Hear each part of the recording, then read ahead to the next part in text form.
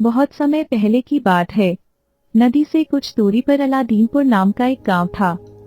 गांव के सभी लोग बहुत धनी और अमीर थे। उसी गांव में विमला अपने पति और अपने एक बेटे के साथ रहती थी। विमला बहुत ही कंजूस औरत थी। उसने एक नौकरानी पायल रख रखी थी। विमला घर का सारा काम पायल से ही कराया करती थी और पायल को बिना किसी गलती के हमेशा डांटती रहती थी। एक बार की बात है। पायल, अरे ओ पायल, कहाँ मर गई? आई मालकिन, अभी आई। तुझे सुनाई नहीं देता क्या? मैं तुझे कब से पागलों की तरह आवाज मारे जा रही हूँ और तू है कि सुनती ही नहीं। मालकिन, आपने एक बार ही तो पुकारा था और मैं तुरंत आ गई। तेरी इतनी हिम्मत जो तू मुझसे जवान लड़ाती है। जा जाकर घर की साफ सफाई कर और उसके बाद सारे कपड़े भी धो देना। जी मालकिन, मैंने घर की साफ सफाई तो कर दी है और अब मैं कपड़े भी धुल दूंगी। अब यहाँ खड़ी खड़ी मेरा मुंह क्या देख रही है? घर का सारा काम किए बिना मैं तुझे यहाँ से कहीं नहीं जाने दूंगी। बेचारी पायल सुबह से शाम तक घर का सारा काम किया करती, लेकिन उसकी मालकिन तब भी उसे परेशान किया करती थी। ऐसे ही कई दिन बीत जाते हैं।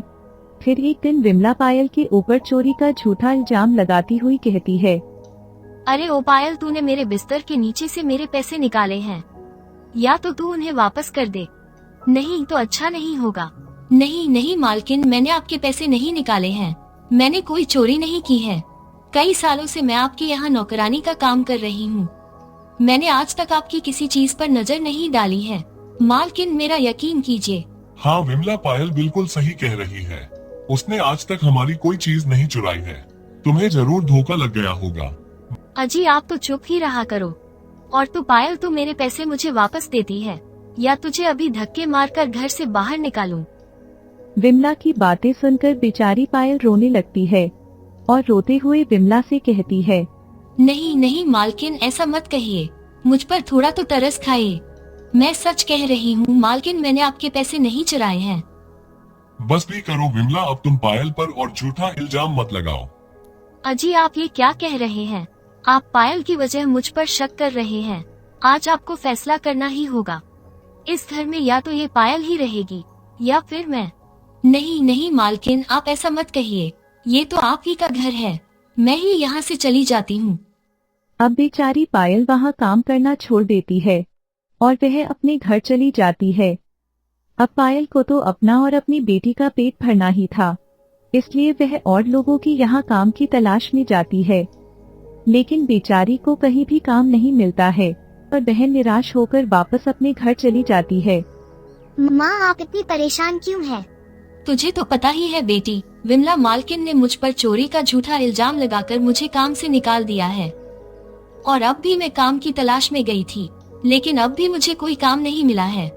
तुम परेशान क्यों होती हो माँ? हम कुछ न कुछ काम जरूर ढूंढ लेंगे। ऐसे ही कुछ दिन बीत जाते हैं। फिर एक दिन, माँ, आप क्यों न जंगल से सूखी लकड़ियाँ लाए और उन्हें बाजार में बेच दे, जिससे हमारी अच्छी आमदनी हो सकती है। हाँ बेटी, तुम एकदम सही कह रही हो। मैं कल से ऐसा ही करूँगी। फिर पायल अगले ही दिन से वनों में जाने लगती है और वहाँ से सूखी लकड़ियाँ इकट्ठी करने के बाद उन्हें बाजार में बेचने जाती है। धीरे धीरे पायल की सभी लकड़ियाँ बिक जाती हैं और उसकी अच्छी आमदनी भी हो जाती है और वह खुशी खुशी बाजार में राशन की दुकान पर जाती है और दुकानदार से कहती है, भाई साहब, ये लीजिए पैसे और मुझे हफ्ते भर का राशन का सामान दे दीजिए। ये लीजिए बहन जी, हफ्ते भर का राशन। पायल दुकानदार से राशन का सामान लेकर खुशी खुशी अपने घर चली जाती है और अपनी बेटी से कहती है, ये देखो बेटी, तुम्हारी तरकीब काम कर गई। मेरी सारी लकड़ियाँ बिक गई और ये देखो, मैं हफ्ते भर का राशन का सभी सामान भी लाई हूँ।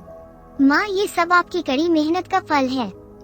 फिर क्या था, अब तो रोज पायल वनों में जाती और वहाँ से सूखी लकड़ियाँ लाकर उन्हें बाजार में बेचती।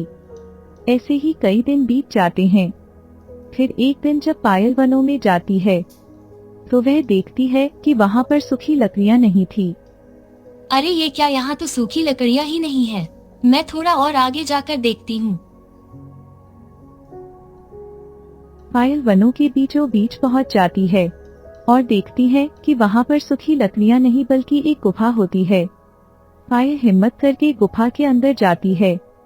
कुछ दूर जाने के बाद उसे वहाँ पर एक चमकीला चिराग दिखाई देता है। हे भगवान, ये मैं कहाँ आ गई? और वो चमकीला चिराग कैसा है?